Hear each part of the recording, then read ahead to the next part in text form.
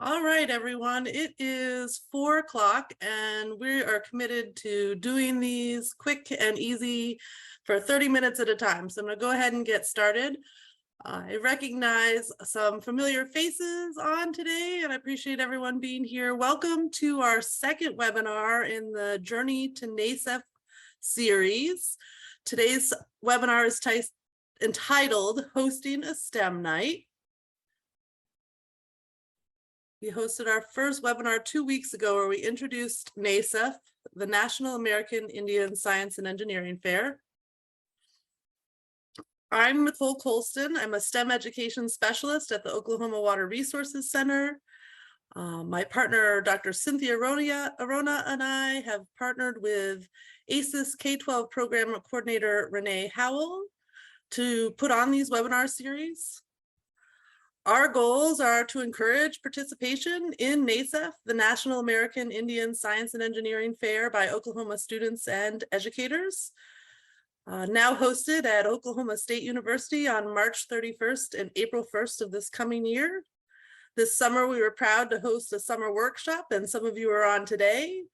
And welcome to all the new faces.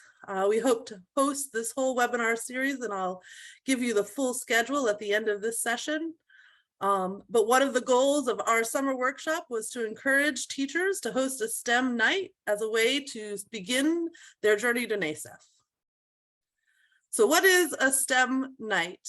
A STEM night is like a math night or any other curriculum focused night that you might have at your school.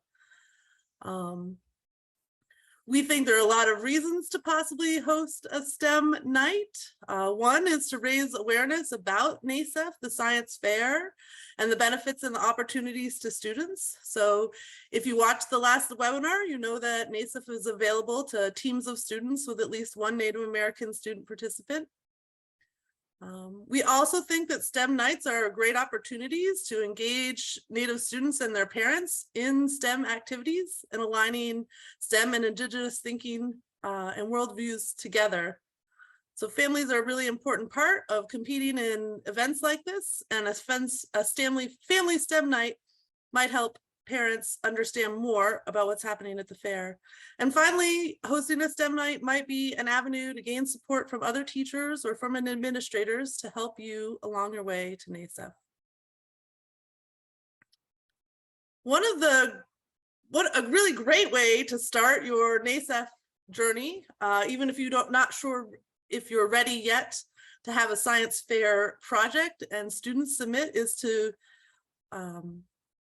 form an AISES pre-college chapter. So AISES is the American Indian Science and Engineering Fair. They're our proud partners here at OSU hosting NAISEF, and they have chapters in schools across the country, and you can visit their website to see. AISES students participating in NAISEF are required to become members of AISES. And that comes with a lot of benefits, access to scholarships, internships, and so much more. So AISES is here to support all students in STEM as well as hosting NAISEF. They also have opportunities for funding to travel to NAISEF. Another reason to host a family STEM night. So we began this journey inviting both science educators and JOM and Indian education staff to the table, thinking these are both pathways for participation in NAISEF. So AISES has a really cool video, and I'm not going to show it today. I was experiencing some trouble with my internet. But if you went to YouTube and typed in "We are Indigenous, we are scientists," there's a nice 4-minute video there that sort of aligns how Native ways of knowing are enhanced by science, and how Native ways of knowing are sometimes actually science if we don't realize it. It's quite inspiring. And that could be another goal of Family STEM Night, is to demystify or destigmatize the difference between school and home, or between science and Indigenous ways of knowing.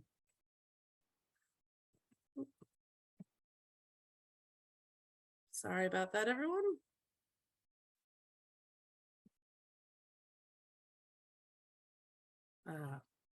Another reason to host a family STEM night is just to introduce the idea of a science fair. So many of our families and students may not be familiar with what a science fair is. Here you can see some pictures of students from the first year we hosted the fair in 2019 with their posters and speaking with a judge.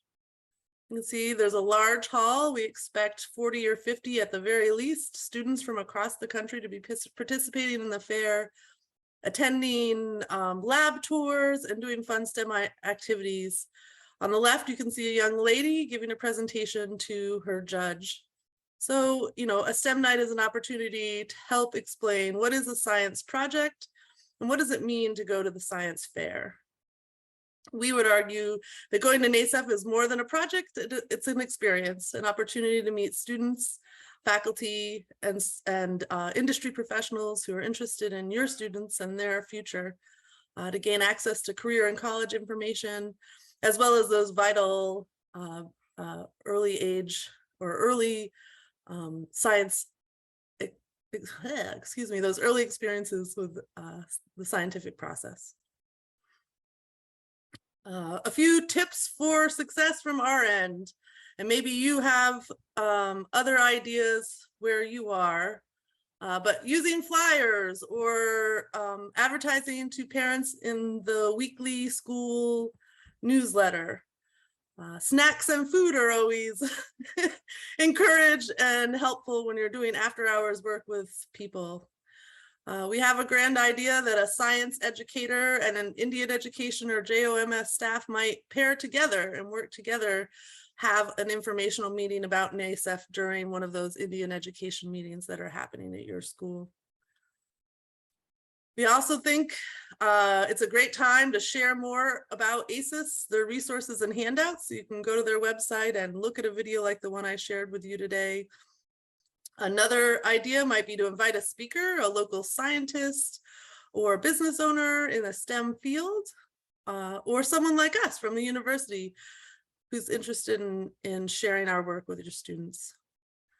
This is a great opportunity to STEM night to make college and career connections, to help students think about the vast amount of jobs and scholarship opportunities that are available to Native students in STEM. And we'll have more information on that as the webinars go on. And again, show an inspirational video, something that helps them develop an affective and emotional component to the event. You know, that being said, all of your communities and schools are different. If you wanted to share in the chat or Q&A other ideas you have for hosting a family or hosting a STEM night or getting people out to your STEM night, I'd love for you to share with us. Next up, I just want to share a few easy STEM night activities. So the idea here is inspired by a book about family engineering, where the concept is to provide low cost, easy to set up hands-on activities that encourage families and children to think about science. And these are some that we shared during our summer workshop. So first up, one of my favorites, so easy, is called Learning from Failure. This is found in the family engineering book. I can highly recommend this book if you want to do a series of STEM nights. There's tons of activities and a lot of event planning and signage available in this book that makes it really easy to do STEM nights. Learning from Failure is an engineering challenge where you provide a 4x4 squares of aluminum foil and pennies. And the challenge is to build an aluminum foil boat and then see how many pennies can be held in the water. You know, this is a great fun activity that encourages you to reiterate your design. It gets people thinking about science, not as the truth or something that's perfect, but as a process, and a process in which we often fail and have to start over again. At the teacher workshop, this gentleman in the left here, he was able to float 39 pennies on his 4x4 aluminum square. So that's always a fun and easy activity to do. I forgot to mention that the links to these activities I'm going to provide to you at the end of the day. So the full lesson and the tabletop sign that go with these activities will be available to you. So just a little overview here. Next up, also from the family engineering book, a number of card games. I'm partial to one called Inspired, it should be Inspired by Nature. Participants in this game are asked to match two sets of cards, a human engineered product with a natural world product. So for example, the Velcro you find on your sneakers was inspired by burdocks, or your passive air conditioning system in your tall skyscraper was inspired by a termite mound. And so in this way, students are engaged in thinking about how science and our engineered solutions in world are inspired by nature and the world around us. Another great card game that you'll have access to at the end of this session is Who Engineered It? This again is from the family engineering book. Participants get two sets of cards where they think about a product and then what kinds of engineers developed it. This is really great for understanding the range of purposes and roles of science and engineering in life. So for example, if the engineered product was an automobile, you might think about all of the different scientists and researchers and engineers involved in that process. So an electrical engineer would be part of the electrical system. You would also have a mechanical engineer responsible for the moving parts, the wheels and the gears. You might have a chemical engineer in charge of the oil and other systems in the car. So easy, fun ways of getting students to think about the vast utility of science to the world and how engineering and that is all around us. We were so happy at the STEM educator workshop we held over the summer to partner with 4-H. Dr. Kelly Wardlow and Alex Cox over there are great resources for you if you are interested in a STEM night. 4-H has a whole range of take-home activities that might be useful for you. But the one we did at the workshop was engineer a greenhouse. This is a super fun activity. Requires low-cost materials where you design and build a model greenhouse for one or more pretend plants. So the activity itself actually comes with cards and information about those plants, and then you have to make decisions about building your structure and how to keep heat in and ideal growth conditions. So again, you can see there's a teepee inspired greenhouse there, and always a fun one to do with kids and families.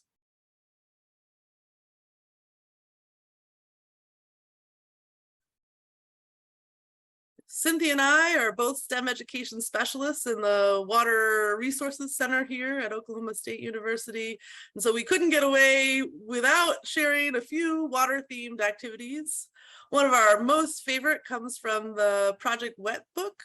It's called Incredible Journey. While this setup is takes a little time to do, it's a dice and movement game where participants pretend to be a water droplet moving through the water cycle. So for example, you might start at one of these chairs in the picture, each a station. You might start as an animal and roll the dice and end up in a river, and then roll the dice and end up as as evaporating into a cloud. And at each step, the students think about, how did I go from an animal to a river or from a river to a cloud? Along the way, students get to build their own water cycle or water journey bead bracelet. So each station has its own different color bead. And at the end, they can reflect on their journey as a water droplet. You know, water is an important resource to everyone, but especially to tribes. And so, you know, beginning a conversation about science fair projects with where does water come from and what are the issues with water quality and quantity around us, and where would I like to learn more about the water cycle is certainly something that I find exciting. The other activity that 4-H folks shared with us, and also water related and super fun, I think, for a STEM night is Awesome Aquifers. So this activity uses ice cream and soda and sprinkles to simulate a aquifer system. And so the participants create their own edible aquifer to help them understand how wells affect groundwater and how and to understand the movement of water in underground spaces. Who doesn't love an ice cream treat while they're doing their science? Another and so that's so that's it. I'm flying through today's webinar. We have a whole series of them coming up. So happy to invite our old and new educator friends from public school to tribes to all across Oklahoma. We're going to have Renee Howell, the NAISEF director, on next time, talking with you about how to pick a research topic.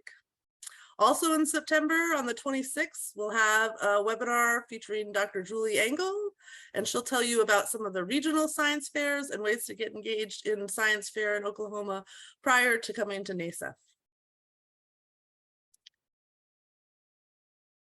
Have to thank Women for OSU Partnering for Impact Award, which has funded this webinar series and workshop over the summer, as well as the National Science Foundation for providing support to the staff and contributors of this project. If you follow these links, it will take you to our Native American Middle School After School program and to where we're working with middle school students to develop VR and AR spatial designs, as well as OKLSAMP, which is a 12 Alliance institution across Oklahoma where your Native students, when they get to undergrad, can get scholarships for doing research and summer travel experiences. Encourage you to stay in touch with us along the way. So make sure you've registered for the webinar. AISES has a series of social media and new rebranding that's going on, and Renee's email is right there. We have a listserv here at OSU that we've established to keep people connected with all of the STEM activities, programs, and recruitment that we're doing. And of course, Cynthia and I's email. I look forward to seeing you in September.